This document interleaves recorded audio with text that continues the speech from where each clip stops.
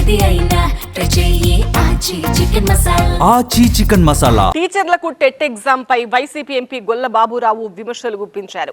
Retirement వయసుకు వచ్చిన వారికి టెట్ ఎగ్జామ్ సరికాదు అంటున్నారు ఆయన. దీనిపై వెంటనే ఏపీ ప్రభుత్వం రివ్యూ చేసుకోవాలి. టీచర్లు ఓటు వేస్తేనే మీరు గెలిచారు అంటున్నారు బాబురావు.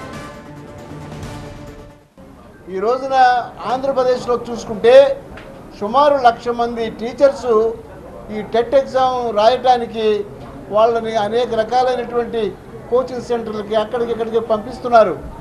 ఇది నేను ఒకటే ఆంధ్రప్రదేశ్ ప్రభుత్వాన్ని అయితే అడుగుతున్నాను.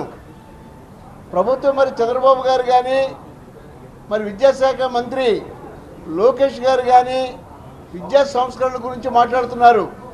1,00,000 మందికి జరిగేటువంటి ఈ అన్యాయాన్ని మీరు ఎందుకు ప్రశ్నించలేకపోతున్నారు? ఈ రోజున మీరు లోకేష్ బాబు గారు మీకే నేను సూటి ప్రశ్న వేస్తున్నాను.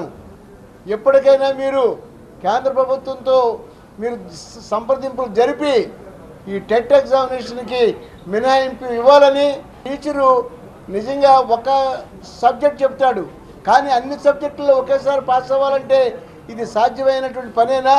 ప్రశ్నిస్తున్నాను. మీకు ఖచ్చితంగా టీచర్స్ అందరూ ఓట్లేస్తేనే మీరు అధికారంలోకి వచ్చారు.